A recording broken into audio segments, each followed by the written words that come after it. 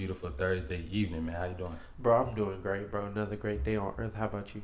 Doing good, man. Doing good, man. Feeling real good.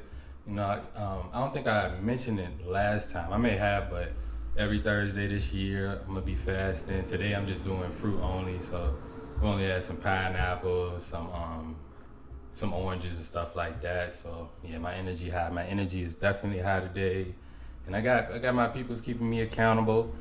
For one, my girl. For one, another group. I got my subscribers on my other channel, JU. Making videos for them every day now, so they hold me accountable. Islanders, I need y'all to hold me accountable. Now I'm saying, just when it comes to improving myself every day, when it comes to staying sober. Now I'm saying, it's day 4 for your boy. But yeah, Going crazy. We love to hear. We love to hear, bro. mm-hmm. And that's another thing, bro. I feel like it's never too late to start making like better habits, bro. Even someone that makes already good habits, there's always room for improvement. Always room for improvement. And my biggest thing is, yeah, I can hold myself accountable, but it's a next level thing when you have somebody else holding you accountable. Bro, Yeah. but let's get into this thing, though. Katt Williams, bro. Katt Williams. Did you see you said you watched the whole podcast? Yeah, I watched the whole Club Shay Shay interview podcast. Bro, he was on one, was he not? I think he was his regular self. I think he was more clear-headed than we've seen him in past years. And I won't even say we haven't seen him clear-headed, because really, the only major L's he took was people trying to say he was on drugs, which he said, where's the proof of that? Nobody, you ain't see nobody that said they sold them something to me, and you never seen nobody say they did drugs with me, you know what I'm saying? So knowing those two things, and also like fighting that 17-year-old, you know what I'm saying, when he got to fighting with the 17-year-old. That was the other L he took. But besides that, it's nothing but straight W's. I think it was a very intuitive, I think that's the right word, interview or podcast. He was dropping a lot of gems, but he also was standing on business, and it was a lot of people saying certain things about him and his industry, and he decided he needed to come and stand on business and set the record straight, which I don't have a problem with. I like that too. I like that a lot, me personally, because it seemed like everything he said was kind of facts, and I did like how you said he did seem clear and concise. Mm-hmm. And I want to know who do you think really pushed that Katt Williams was on drugs? The media, you know what I'm saying? The media, probably Hollywood. It's it's nothing that can be like proven, but you even see when like guys like Martin had they breakdown and was running out in the middle of the street screaming like they trying to do something to me. Everybody think, oh, Martin. The media goes to, oh, Martin's having a mental breakdown. He going crazy and all this stuff. But Hollywood, they call it Hollywood for a reason. So you can't take stuff like that lightly. And I mean, you got to think he was one of the first people that was like really like putting out there about smoking weed and stuff like that. And he even said back then, he was saying, I've been said back then weed was going to start being legalized once they found a way to tax it. And as soon as certain states found a way to tax it, they legalized it. But like he said, nobody brings up those parts of him. They don't bring up how actually smart he was as a child and how he was doing missionary work in Haiti with his parents as a child. And he was the only one that was knowing French and Creole out the whole group. And how he left home at 13 years old from Ohio and drove all the way down to rode all the way down with a truck driver to Florida and still became successful after being homeless. Like, I think it's a very like people take the whole pimp personas from movies and they take the comedy stuff and they see, when you joke a lot, people start to see you as a clown. But I think he's a very multifaceted person. Beautifully said. Beautifully said. And you want to know what's crazy? If y'all rewind, bro, I messed up on one of my words, bro, because I wanted to say Kevin Hart. Kevin Hart literally said that. I think it was the Charlemagne show. I think he was on there, and he did say Katt Williams was on drugs. Yeah. But the thing about Kevin Hart is, I don't know. I thought Laugh at My Pain was funny, but besides that, I can't name like, oh, this Kevin Hart special was funny. And then even Laugh at My Pain, I don't think that's funnier than any of Katt Williams stuff. I think Kevin Hart is a guy that's more willing to play the game. He's more willing to whatever's going on behind closed doors. He ain't gonna say nothing about it. He gonna accept it and look the other way. He might not be doing zesty stuff or anything behind closed doors, but he's definitely the type to know stuff is going on. But he about the money and he about himself. He's not gonna be like Katt Williams and speak out against certain things. I feel you too, but I feel like when it really comes down to it, the evidence is kind of there though. Cause Kevin, he did wear a dress, bro. And as a man, as a masculine man, there's no way I'm putting on a dress, bro. He said he wouldn't, but then like Katt Williams said, he put it on and he said, "Oh, I made my own choice," but it was probably a choice made. If you say I made a choice, it's like, all right, you tell me come on the show with a thong on and nothing else. And I'm like, nah, but then you say, all right, I'm gonna give you $20 million, and then you come on the show, and then you say I'm gonna give you $20 million to come on the show with the thong, and I'm like, okay, I'll do it for the $20 million. Did I really make my own decision? You know what I'm saying? Like, how can I really say that's my own? Like, yeah, you can say, okay, I made an own choice, but I kind of sold my soul. You know what I'm saying? And that's what is Katt Williams' point about Kevin Hart. Katt, $20 million to put on a thong is tough though. I'm not gonna lie, that's tough. That's tough. You gotta think they're getting paid a lot of money to put those dresses on, and which is why a lot of them keep continuing to do it. Tyler Perry did build his whole. Like, I watched Tyler Perry documentary. He had other plays and stuff before that, but Madea is what really took him to the next level. And of course, if you're a black man emasculating yourself, money gonna start coming out the woodworks. They're like, oh, you're doing that. Like, oh, we love this. Like, this is great for emasculating black men. I'm saying we gonna promote this. We gonna say, oh, $100 million deals. Oh yeah, you want to get your own studio, build it in Atlanta? Oh yeah, go ahead, do your thing. Like, they allow what they allow. You know what I'm saying? If Tyler Perry was like, I ain't putting on the dress no more. I mean, at this point now he can do that, but if it was 10, 15 years ago, and he just did it one time with Madea and he didn't want to do it no more, would he be as successful as he is now? I don't know. That is tough. Probably not. But hey, was that something you would do, like for $20 million to put on a dress? Nah, because I don't know. I feel like I'm content with life. I could be homeless and have nothing and I would still be content with life. That's just the place I'm at and how like happy I am. And I think that's why I am able to get so much stuff, is because I'm not really chasing nothing. I'm not even chasing anything. I'm just putting in work, and I have a reason of why I'm putting in this work. It's not for me to amass a bunch of wealth. Like, that's just gonna come regardless. I'm already knowing that's gonna come. But it's more about my family and legacy and putting other people in position and inspiring others and being able to help people. I feel that, bro.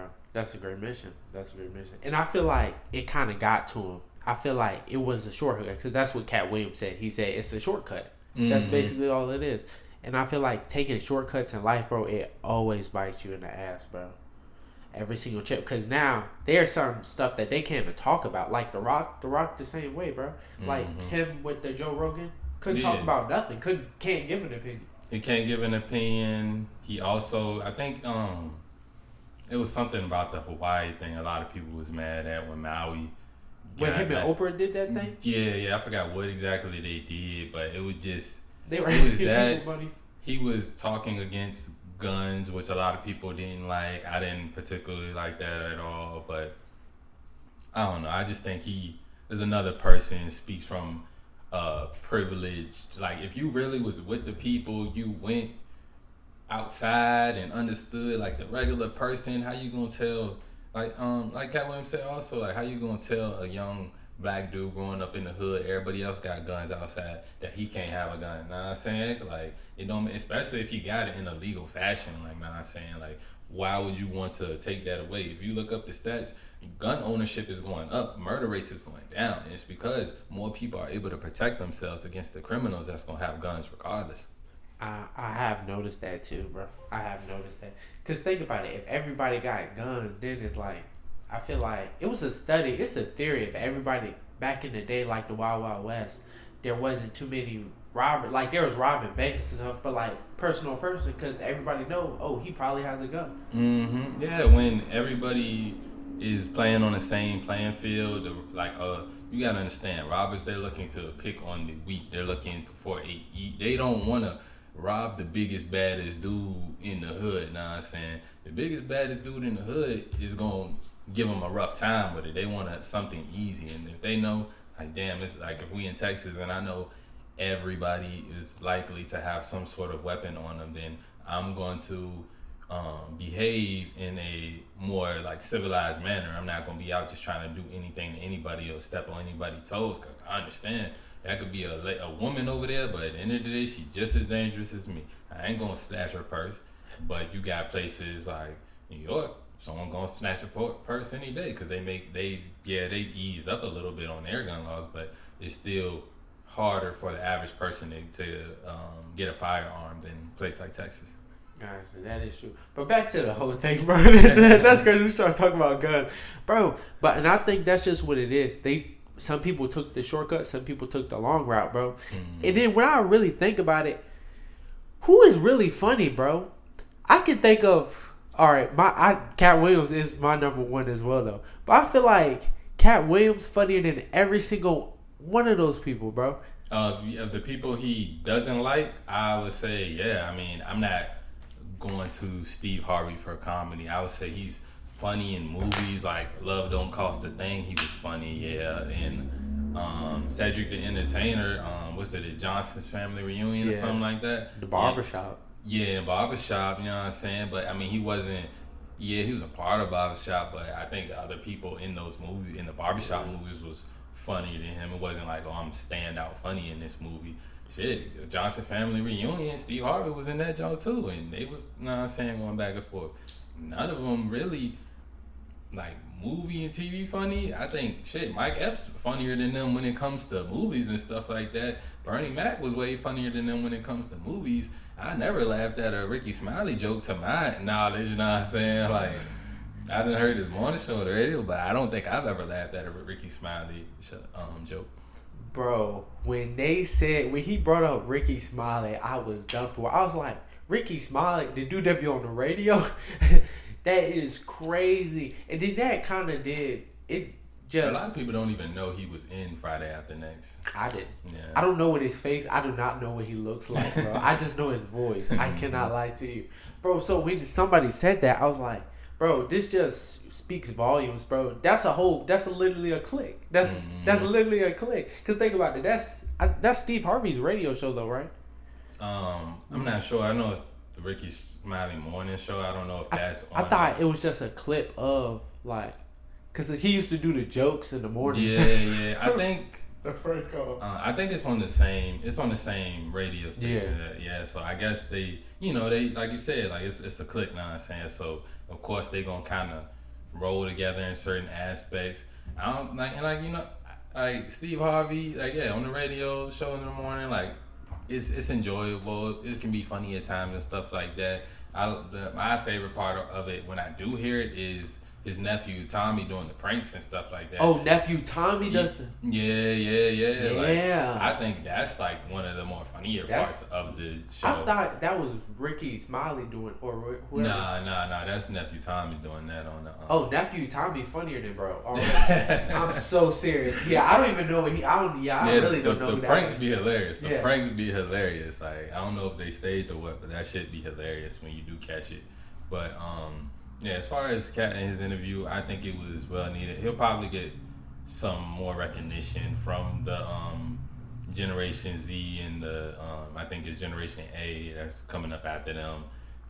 Just for people who don't really know, they'll go back and watch his stand-ups and stuff, especially his early 2000s stuff, classics and stuff like that. But yeah, I don't think he's wrong for going up there, and if he really feels like he's speaking truth and other people are lying, then yeah, he can do what he want to do.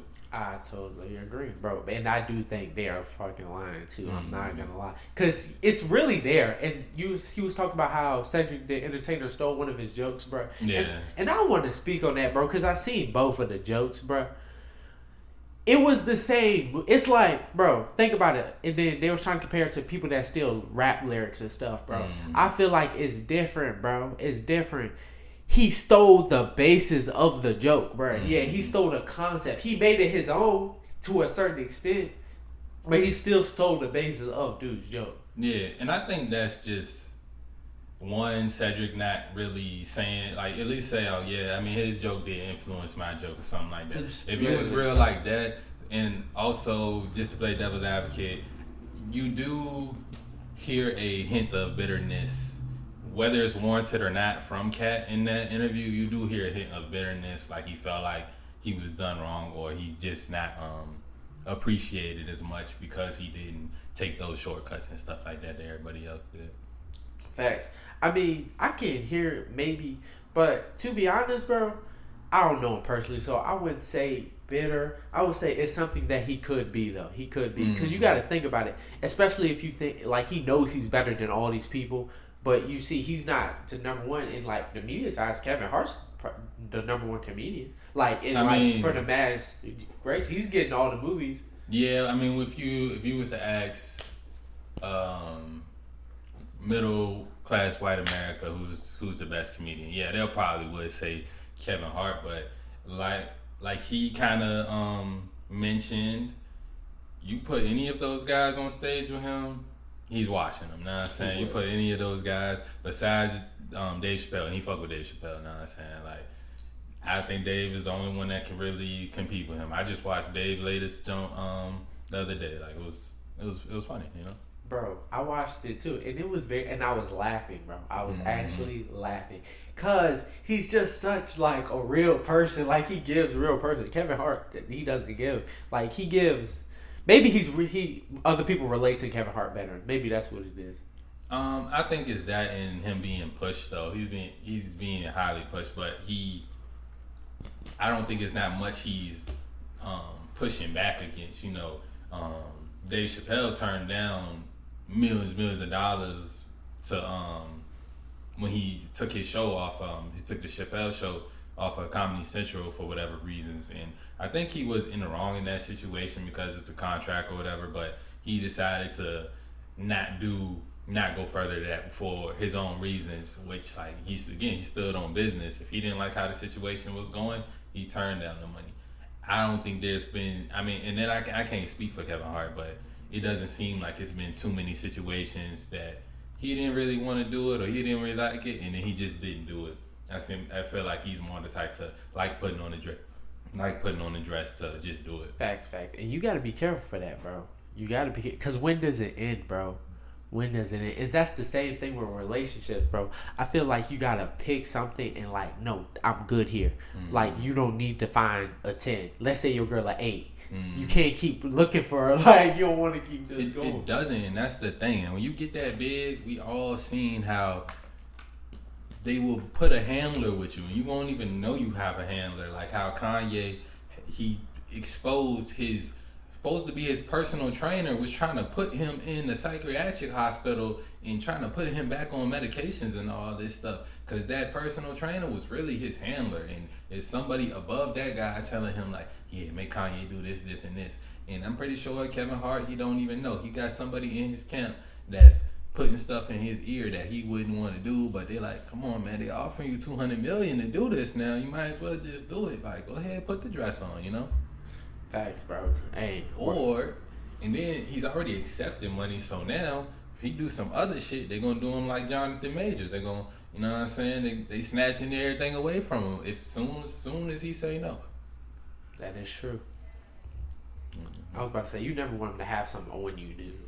Like if they got some dirt on you, bro, ooh, that's tough. And the thing is, they don't need to have it. They're gonna create it. I feel like. Yeah. When it comes to Hollywood, they're gonna create it. Like to this day, maybe Martin really did have a mental breakdown, but a nigga ain't just running down in the middle of the street like, yo, they have to get me. They trying to get me for no reason. You know what I'm saying? Unless he's on drugs or having some serious mental problem. But we see how weird Hollywood is. We see how they do these actors and stuff like that. We see all this stuff coming out with Epstein and all that stuff. Like, everything is not as shallow and face value as it seems. It's not at all, bro. And speaking of that thing is, they're saying they're supposed to drop the list this year. Bro, but what I didn't know, bro, they're saying it's people from all over the world, bro. Like the Mexican government. The last thing I would have thought was Stephen Hawking would have been on the list. Did you see that? Nah, I didn't. Yeah. Like I think like the first half or first couple of names came, and some notable ones. Stephen Hawking, he passed recently. Y'all know him. That's the one who got the he talked with the buttons and he was in the wheelchair. Very intelligent guy, supposed to be. And they were saying like the victims were saying like, yeah, he participated in underage orgies. I don't know how he did it. And they also said he liked watching midgets undress. He liked watching naked midgets complete complex math equations on a chalkboard that's too high up for them.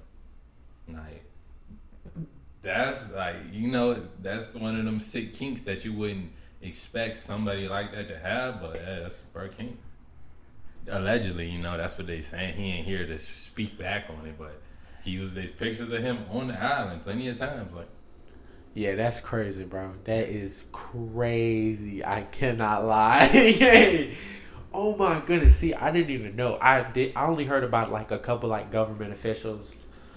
Alan, it's a Harvard lawyer, the same lawyer that represented Epstein, and the same lawyer that represented him, and the same lawyer that they is supposed to be representing Israel or something like that. I don't know if that's all true, but he was on the list. The victim said he participated in the stuff.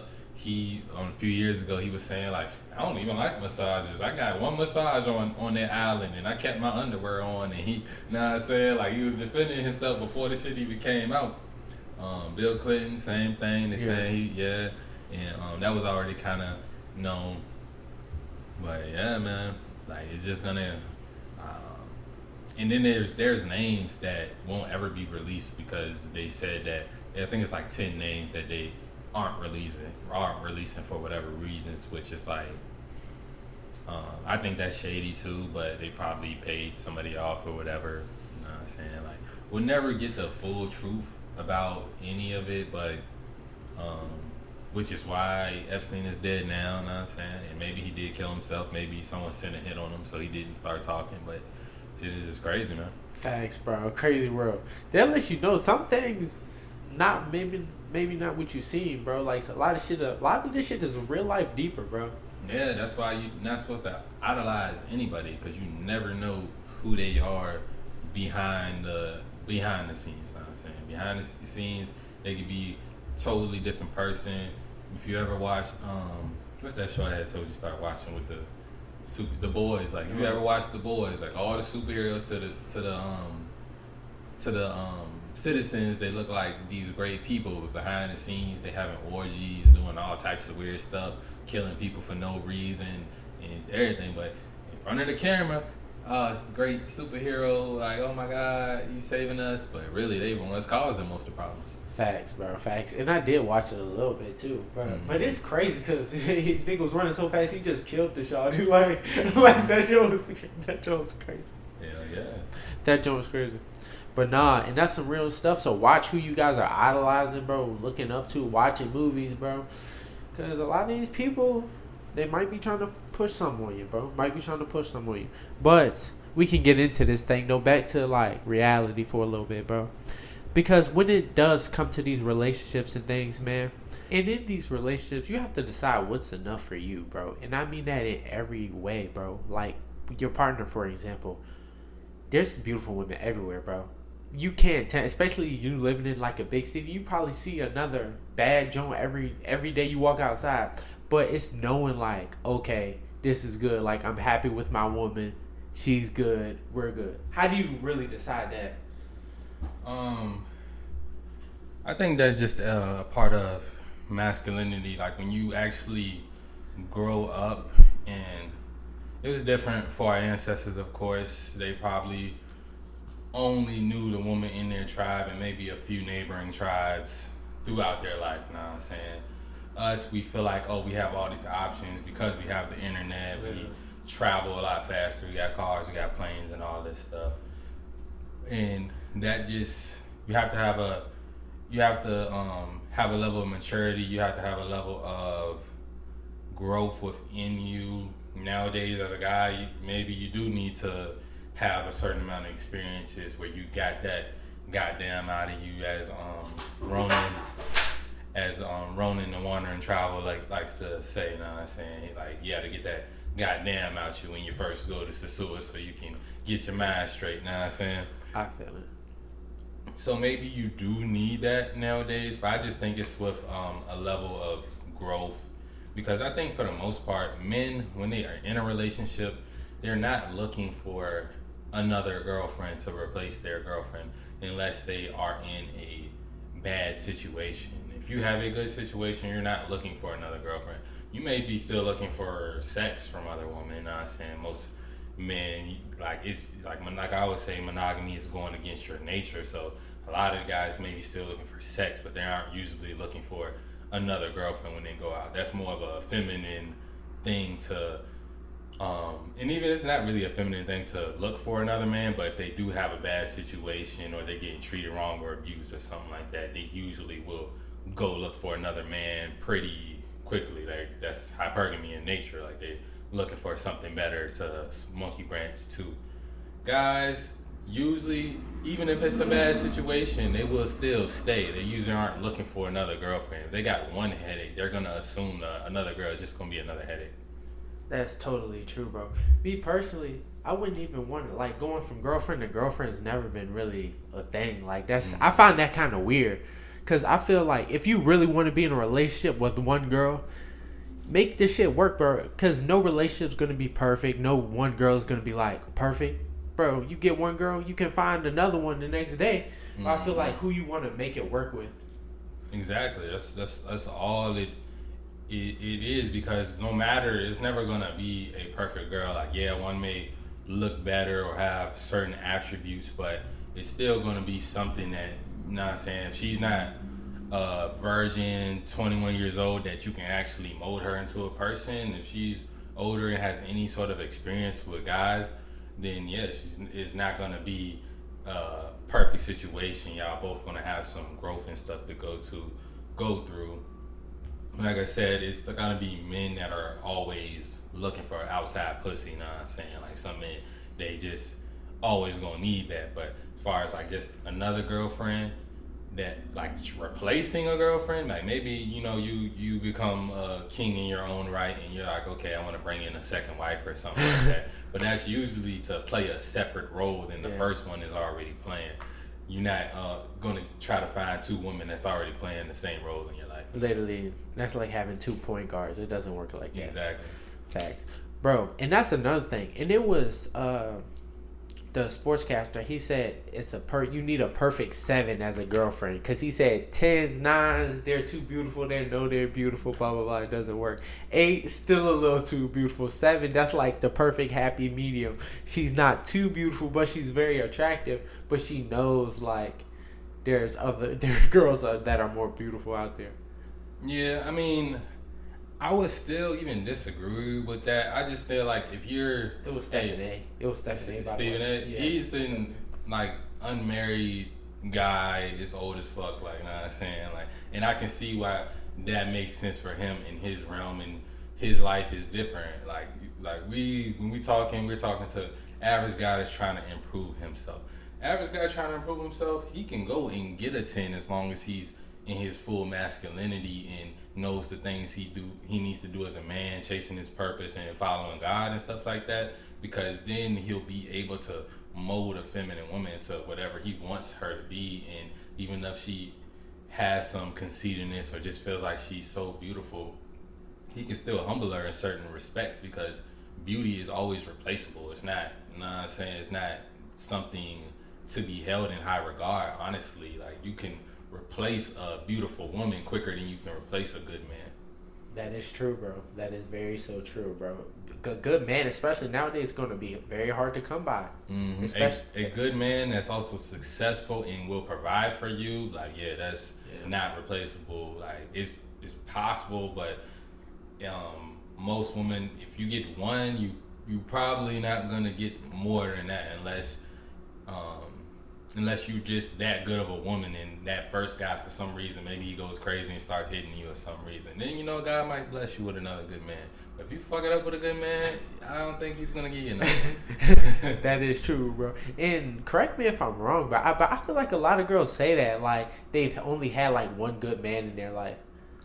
The thing about it is, I was listening to some podcast earlier, and actually a woman had brought it up. She was talking about how each man and woman allows into her, releases that chemical in her brain to where it's that like pair bonding chemical, and the more it gets released by different dudes, by the time she does get a good guy, it's gonna be hard for her to even like really bond with him. It's gonna be hard for her to even really notice that that's a good guy if she's got all this trauma and stuff like that. So they may say, oh yeah, I've only had one good guy, but at the end of the day, if you didn't keep that good guy, then you weren't a good woman. So why would another good guy come into your life? That's true, bro. Because I hate to say it, bro. Most of the time when relationships end, bro, I feel like it kind of is the woman's fault, bro, to a certain extent. I mean, granted, it can also be the man's fault. Let's say he went out and cheated. But most of the time when men go out and cheat, they're not, like, trying to break up with their girlfriend. They're trying to keep the girlfriend and the shawty at the same time. Or maybe he says he's sorry.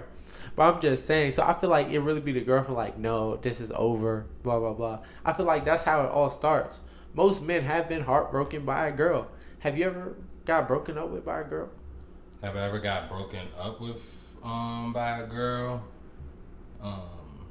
Yeah, only because and I've said this story like way earlier on when we first started this podcast, but only it was one girl that I did start dating and I cheated on her and she did leave me because of that, but that was like some high school stuff. So yeah, I was broken up with by a girl. Women, nah, it's never happened to me because I've always and we like to say men are the prize, women are the winners. If she does happen to get her a good man, I've always been in that role where a woman, it's gonna be hard for her to leave me, no matter, like, I have to be abusive, which I'm not. I have to be like OD, just wilding or embarrassing her to a crazy extent, which I don't do. I don't think you should do things that are gonna harm your woman emotionally, you know what I'm saying? Because women do lead with their emotions, and a lot of times, if you embarrass them to a certain extent, I heard Charleston White say this, it's like she'll burn the fucking house down out of spite, and then later on regret that she burned that house down. It's just because you embarrassed her, or you she just feels like OD disrespected, and you're not apologetic about that at all. You're not understanding of the fact that you did hurt her feelings, Yeah, that'd be the crazy part to me, bro. Because I understand it, but to the girls that really start keying cars, smashing windows, oh my goodness, I don't get that. I feel like, bro, that's crazy. You're taking it too far. And the thing is, you're not supposed to. I mean, you can get it and understand it. Just understanding women's nature is they're going to lead with their emotions. And I heard a good example of that. It's like, all right, when the mom is tired and the kids acting crazy, she's telling them to, like, y'all shut the fuck up. Y'all get on my face. Like, you know what I'm saying? Y'all be quiet. She's going to, her emotions are going to be first in her life, And it's hard to get a woman to think logically when she is going through that roller coaster of emotions with you because of something that you did, you know what I'm saying? So because they lead with their emotion, as soon as you do something that hurts them bad enough, especially if they have trauma and they don't understand what it means to be a feminine woman and all these things, they go straight to masculinity. And what do we see when you have masculine men, when you have men, because it's not a masculine man that moves off emotion, but when you have men that are leading with their emotions, you see destruction, you see school shooters, you see all types of dangerous stuff. And the woman, she doesn't have enough strength or power to cause as much destruction as a man unless you give her a gun. But there's other ways of how they handle it. And with them, it's usually more petty. It's always more petty, bro.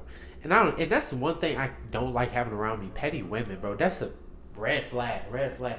Like when girls come around and they're obviously petty to other girls or talking about girls behind the back, I'm like, bro, it's never that deep, bro. It's never even that deep, bro. I feel like that should be a red flag. Or same with a guy do, or a guy comes around you and starts talking about like other niggas, like pillow talking. Red flag, red flag, red flag. You said if she comes around, or him as well. Oh yeah. That's definitely it's a cop out. You know, it's what it is you're playing on her emotions, especially if she already has like a negative feeling about that guy, and you feed into that. That's just a kind of bitch way to get pussy. You know, a lot of guys like to do that because they don't have anything else to talk about, or they're not very interesting as a person, so all they can do is like down other guys. And I've seen plenty of guys do that, or they'll just feed a woman unnecessary information about a guy for no reason. Now, if it's your sister and you know that guy's known for beating a woman, then yeah, that's a different situation than a girl you're dating and it's another guy that's also interested or she used to mess with, and you're like, oh yeah, he's lame. Like, I heard he this, that, and the third. Like, you know, it's like no need for you, especially if you're securing yourself. I'm telling you, bro. I don't like playing those games, bro. You bring up somebody, I don't even know. I don't got nothing to say. Like, I don't know. I really don't know. Yeah, I do not know. If you're smart, I mean, if you're really masculine, you're gonna need to tell her, I don't want to talk about that, or I want to talk about the dudes, or something like that, or something along that line, to where, or just redirect the conversation away from another guy. You know what I'm saying? Of course, if you want to get the whole facts, so you want to know about her past, but you shouldn't be like entertaining conversations about her exes just for like no reason, or just other guys in general, unless maybe y'all know the same dude and you have something good to say about him. Like, you know, like even then it's like, I don't know why you even would want to talk about other men to your woman. That is facts, bro. That is facts. And it be the same thing, bro. It's in the song, bro. You talk about another nigga to your girl, she might become a fan, bro. Real life. Yeah. Real life, nigga. Yeah. She will, because I don't know, just something in them, especially if you making a guy seem like he's bad. Women love to feel like they can change a guy. So it's like you kind of enticing her to want to go ahead and like mess with him on the low, or she want to go see what he about, to see what you saying is true. So yeah, I just wouldn't entertain conversations about other guys with your woman unless it's like business related, or it's like benefiting y'all in some type of positive literally way, like, not just negatively down talking some random nigga that you not gonna say none of that to his face, you know? Yeah, crazy, bro. So crazy.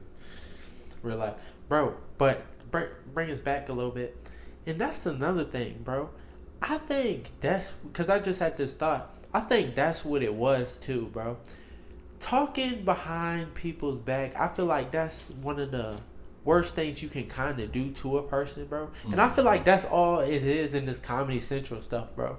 I feel like it was just people going behind people's back, bro, and then trying to play Katt Williams, because I'm still on it for the simple fact, when we look back at Kevin Hart, bro, his first big movie, it was Soul Plane, was it not, in 2002? Yeah.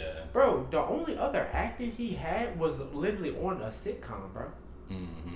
It was nothing like very extensive, and to be a black man leading role, that's tough. Yeah. I mean, see, on face value, yeah, I have to take Katt's word on that. The only thing I'll say in Kevin Hart's defense is, I don't know who he knew around that time, and I would have to know who was the director of that movie. You know, like, was it by a black person, or was it by like some white people in Hollywood? You know, like, because if it was by a black person, then maybe he just had the connection. You know, maybe. But if it's not, then that what kind of makes it look weird. Like, how did he get that role? You know, it was by Jesse Tower. He sounds. That's the producer or director. But I was just saying, bro. But we can get back into this thing, bro. And that's what it comes down to, women, bro. I say, bro, if you talk to a woman, get to know her. Talk about like her, like what she likes, stuff like that. I feel like that's literally the easiest way. Yeah, I mean, what you mean, like just getting to know? Yeah. Woman? Yeah, I mean, you want to lead her to talk about herself. Like you want to stay in your mysterious role, of course. Like you don't want to just talk too much about you. You don't want to talk too much about other people. You want the conversation to be kind of open and just having her tell you things that she wouldn't have even told y'all if y'all wasn't having a good conversation, you know. I feel that. And that brings us to another point, bro. Would you want your mate to be self-sufficient? What you mean? I mean, can take care of herself for the most part. Like, she has a job. Like, she can, not saying she necessarily has her own place, but she buys her own clothes. She pays her own car, blah, blah, blah. Like, her basic necessities are taken care of. In the long run, no. But as a dude still in my 20s, somewhat, you know what I'm saying? It's not a complete requirement for her to be 100% self-sufficient, but I think in the long run, it doesn't matter if she's self-sufficient. If you are following God and you don't believe in divorce, then you're going to be taking care of her and hopefully amassing enough wealth to where even after you're gone, you're still taking care of her, you know? I get that. I get that a lot. Me personally, I look at it like this, bro. I would want a woman that knows something about, like, I would want her to have a hobby, like having something to do. I wouldn't want her just chilling all day, like before you meet her, you feel me? So, and by that logic, yeah, you probably will be self-sufficient because what are you doing all day? I mean, it doesn't. What if she's running your nonprofit organization? No, before y'all meet though. Before y'all meet though. Oh, before you meet. I mean, before you meet, it doesn't. I still, if her parents are taking care of her and she's studying or, like I said, shadowing a wife, learning how to be a wife, she doesn't have to be self-sufficient for me. You know what I'm saying? It's because, and then you think about it, we want feminine women, but we want ones that are doing masculine things. Like, for the most part, women weren't meant to be taking care of themselves. They weren't meant to be self-sufficient. It makes sense nowadays for them to be because it's more numbers of women than men, so it makes sense for them to be self-sufficient. But naturally, I don't think that's how it's supposed to be. When their father's supposed to take care of them, then they get a husband, and the husband take care of them. You know what I'm saying? In a perfect society. Society is not perfect, so I can see why you would want her to have some sort of like, you want her to have something to do, which is cool, but I just don't think it has to be something that is, oh, she's taking care of herself with this thing, because she's not going to be able to be all she can be for you if she's worried about being self-sufficient for herself, even in the dating stages, you know. I can see what you mean, bro, but I kind of look at it like knowing stuff too, like having street knowledge as well. Cause, like, let's say you die or something, I would still want my wife to be able to, she knows how to do everything basically that I can do within limits. If you go to me, like paying bills, still earning income, like knows tax information, like anything that has to do with the business. Yeah, that's what I'm saying. She can have skills and knowledge and stuff, like just her, like, being able to take care of herself from day one, and not that being something she learned from you throughout. Because I don't know, to me, I think it's most guys, we want girls that how much knowledge they have, as long as she has some common sense. I don't think it's like a big deal for her to not know how to do taxes and all this stuff before she meets you. Now, she meets you, she starts working with you. Same with Anton Daniels. His wife runs certain parts of his business, but he also paid for her to have mentors for her to learn how to run those parts of his business efficiently. She didn't know how to do none of that stuff before she met him, but now that she's working for him, she's learning those things. So yeah, if he does that, she's gonna be able to control the estate, much like how Kobe's wife controls his estate. You know what I'm saying? Like, they are self-sufficient, but it's still built off the fact of what you did. It's not like his wife got this outside shit she already knew how to do, and you know what I'm saying? But she probably did have some skills, you know. She probably did know some things that maybe he didn't even know, but not to the extent that she feel like, I don't even need this nigga, you know what I'm saying? Like, I feel like and men and women, we are supposed to need each other in certain aspects. Like we're not meant to really be alone for like long periods of time. You know? Bro, you explained that greatly, bro. I like that a lot, bro. So just being willing to learn, basically. Mm-hmm. Being willing to learn. I don't think having outside knowledge or even if she is self-sufficient, I don't think that's a bad thing either. You know, she might have got passed down in business, or maybe she started her hair shit, and that's good because that means she was focused on some other shit other than niggas. Know what I'm saying? So all that is good. I just don't think it should be like, oh, this is a end all be all requirement. Because what if you meet a girl that's 18, fresh out of high school tomorrow, and she don't know shit, and you like, damn, bitch, you ain't self-sufficient, fuck you, but that could have been the best woman for you, you know? That's crazy. I feel that though. I got another one. So how do you feel about people that say they want to be equally yoked with their partner?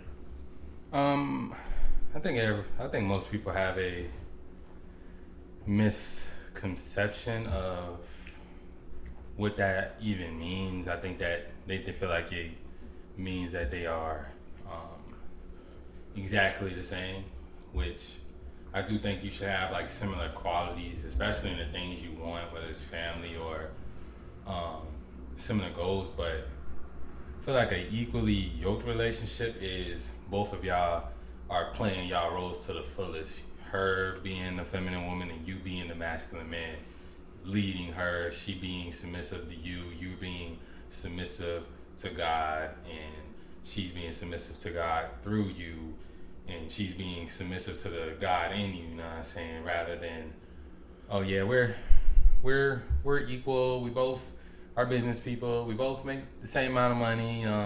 It makes sense for us to be together, because I feel like that's like two men kind of being together. If you're just looking at equally yoked as y'all being equal. I feel you. And that's another thing. Equally yoked. I feel like they don't use the term correctly, because some people use it like, oh, we're the same level spiritually, blah, blah, blah. Like, oh, we both go to church, we both do this, we both do that. Like, kind of like you do everything like each other. But like, to more so on the spiritual level, I don't like when people say it, because it's like, how are we going to be equally yoked? Like, I feel like no man and woman probably are on the same journey spiritually, bro. Somebody has to be ahead of the other person or behind. It has to. And I think it's really in a equally yoked relationship. I think the key to it is you being the leader in providing, protecting in this physical realm, you really holding shit down, and her really holding shit down on the more so spiritual side.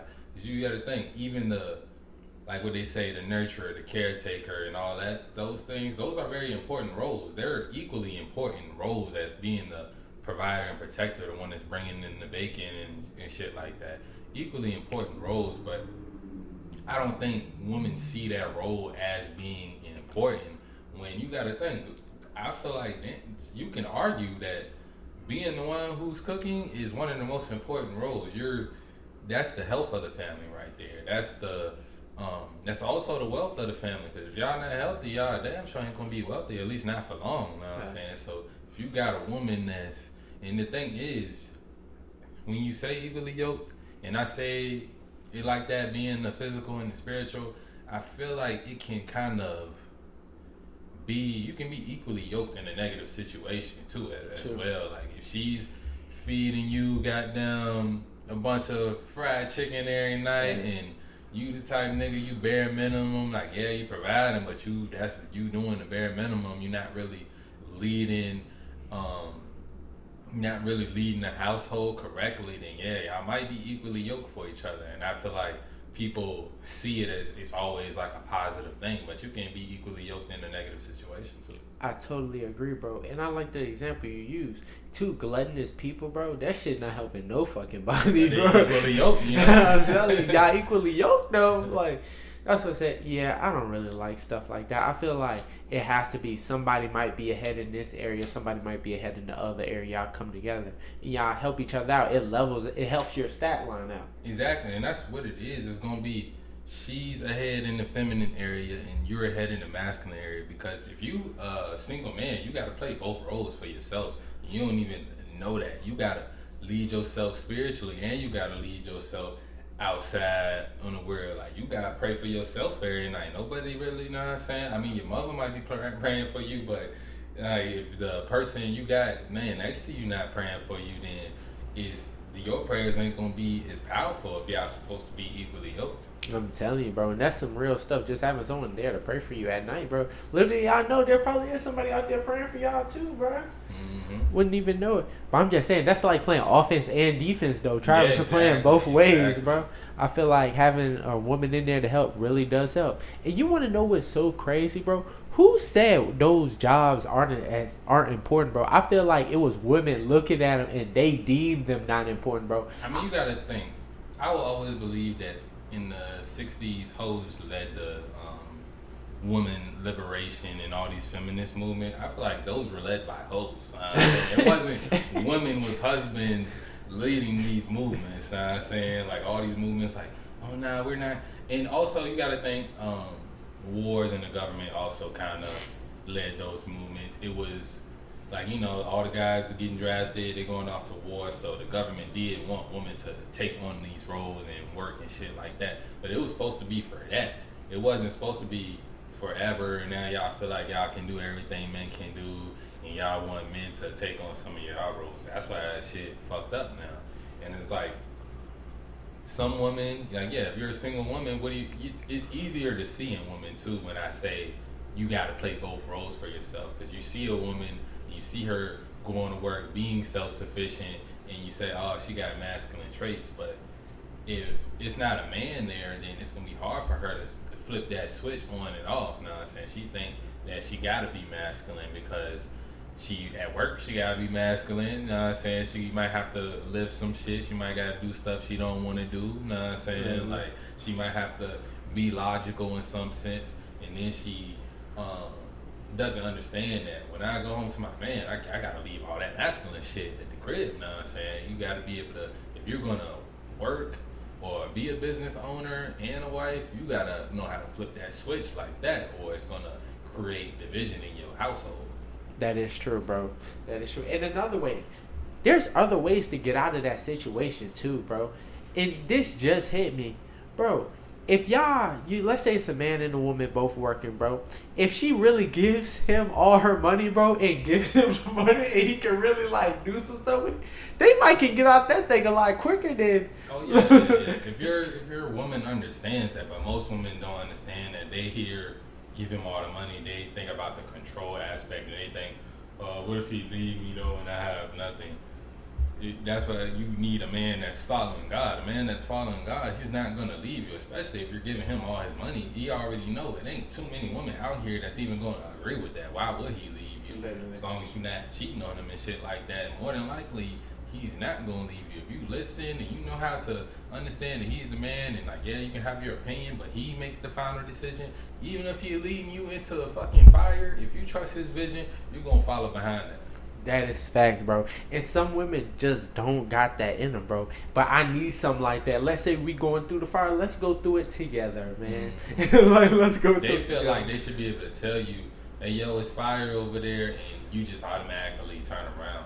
When little did she know you already had the vision. You already, yeah, of course, I see the fire, man. Like, I see what's going on, but we need to walk through this, you know what I'm saying? Like, it may look ugly right now, but if you trust my vision and you trust that I'm following God, then there should be no question about it. That is facts, bro. And women do that a lot, bro. But technically, it would be say they only do it to men where they don't fully trust them. You can say that. Yeah, they don't trust their vision, man. Facts, bro.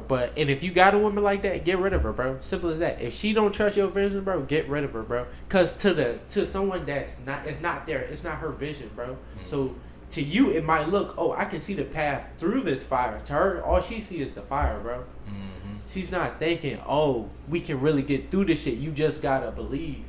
Mm-hmm. And if she trusts you as a leader, and she understands the hierarchy, then your vision is her vision. You know what I'm saying? She understands, like, okay, I'm a woman. I go based off my emotions most of the time. So when it comes to this logical stuff, let me trust his vision. If it burns me on the back end, then he did something wrong. He's gonna take the blame. He's gonna take accountability for that.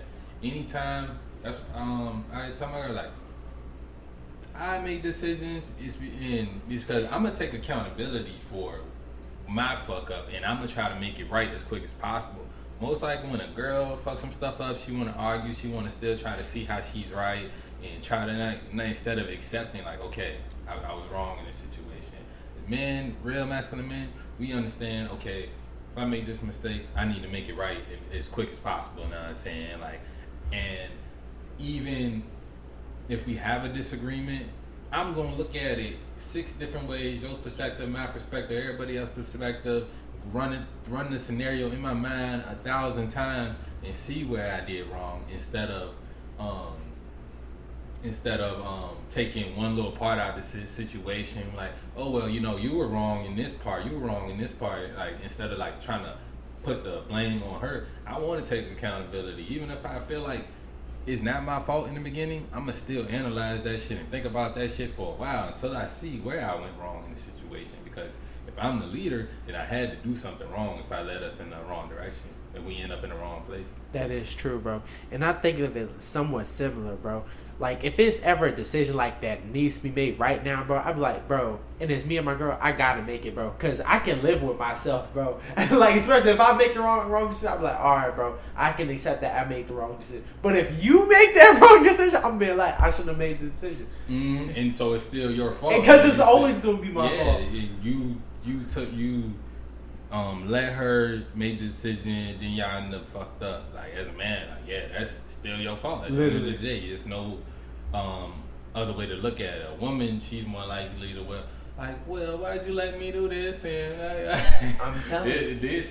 So she gonna place it back on you regardless. So it's like you might as well take accountability on the situation, whatever it is. Exactly, from the start, bro. From the start. And I like doing that, like, anywhere I am, because I look at it like, bro, if I make the wrong decision, boom, I'm learning from it. I know better. Don't do the same shit again, bro. Factual. But if I let you make the decision, you make it, then it's just like, damn, you just gonna be thinking, I shouldn't have made that goddamn decision, bro, the whole time. And that's one thing for y'all too, bro. If you, especially like in those situations where you don't know what's going to happen. Let's say like you just see a random guy walking up to your car, bro. It's just you and your girl. You think, and he looks sketchy. Let's say he got on a shiesty mask. He's looking a little sketchy.